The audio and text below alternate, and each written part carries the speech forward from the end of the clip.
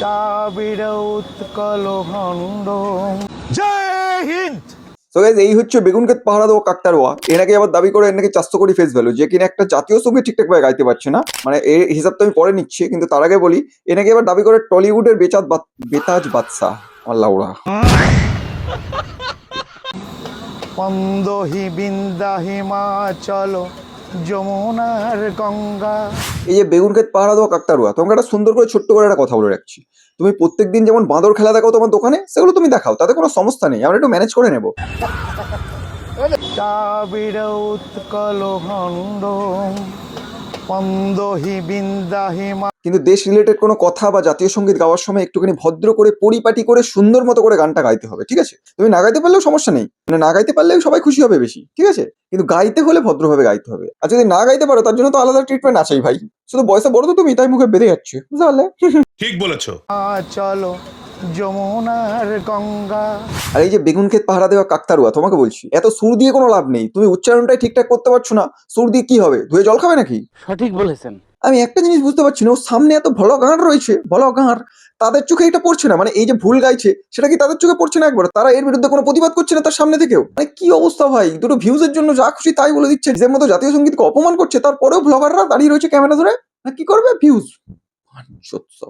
আর ভাই আমি একটা জিনিস খুব ভাবি, মানে অরুণের দোকানের সামনে যেসব ভলা গাঁড়গুলো দাঁড়িয়ে থাকে, ওইসব ভলা গাঁড়গুলো আদৌ মানুষ তো না ভাই? আজকালকার দিনে কেউ করে বাড়ির লোকের উঁচু গলায় কথা সহ্য করে না, আর অরুণের অত বড় বড় কথা বলা কি করে ওই ভ্লগার গুলো সহ্য করে নেবে, সেটাই ভাবি।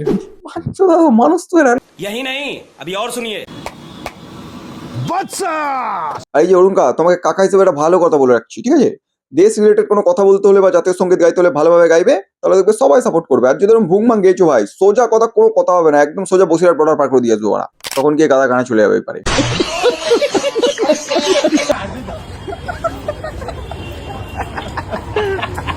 না ভাই, আসলে এই বেগুন ক্ষেতের কাকতারুয়া ভেবে নিচ্ছে ও যত ভাঁট বকে, সেসব ভাঁট বকাগুলো তো মানুষ হজম করে নিচ্ছে, এটা হয়তো হজম করে নেবে। ও সব খাটবে না ভাই, ওসব কোনো কথা হবে না। এর নামে এখনো মামলা হচ্ছে না কেন কে জানে? চলো প্রতিবাদ লাগবে না, এ চুপচাপ এসে সোশ্যাল মিডিয়া এসে সরি চাইবে যে আমি ভাই জাতীয় সঙ্গীত গাইতে ভুল করে ফেলেছি, আমার অন্যায় হয়ে গেছে, এরকম বলে একটা ভিডিও বানাবে, বানিয়ে আপলোড করবে, ততক্ষণে আমি মেনে নেবো। আর যতক্ষণ না ওই ভিডিও না বানাবে ততক্ষণ ভাই আমি লেগে থাকবো। এটা হচ্ছে পার্ট 1, ঠিক আছে? এরপরে যতক্ষণ না ভিডিও না বানাবে ততক্ষণ প্রত্যেকদিন একটা করে নিয়ে রোস্ট করতে থাকবে, আর জনগণ যেটা বলবে সেই কথা তুলে ধরতে থাকবো। চলো, শুধু পাবলিকের সাপোর্ট আমার লাগবে, কমেন্ট বক্সে সেটা দেখিয়ে দেবে। চলো। বাদশা সারা ভারতবর্ষকে জানাচ্ছে। আর এই সারা কাকতারু আবার বলে কিনা আমি টলিউডের বড় মানে বাদশা, বেতাজ বাদশা। কি আর বলি, থাক আর কিছু বললাম না। ওই তুমি কি একটা সিনেমা নাকি বানিয়েছো? ওসব ছোটবেলায় আমরা বানাতাম, ইউটিউব ভিডিও বলে ওটাকে, ঠিক আছে? সিনেমা না। আর একটা কথা বলি, তুমি এমন সিনেমা বানালে যেটা কিনা ভ্যান নিয়ে প্রচার করছো ভাই, মাইক নিয়ে, ভ্যান নিয়ে, ওটাকে আমরা পিকনিক করতাম, বুঝলে তো?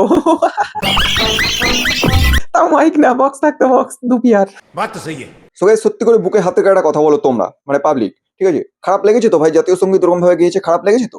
লাগবেই তো, স্বাভাবিক ব্যাপার। দেখো, ওরও অধিকার আছে জাতীয় সঙ্গীত গাওয়ার, কিন্তু সেটা পরিপাটি করে সুন্দর করে ভদ্র করে গাইতে হয়, উচ্চারণের সাথে, যেটাও একদম করেনি। হিসাব মতো জাতীয় সঙ্গীতের অপমান করেছেও, আর বাঁদরের মতো চিল্লে চিল্লে ওরকম ভাবে কে জাতীয় সঙ্গীত গায়, আমি সেটাই তো ভাবছি ভাই।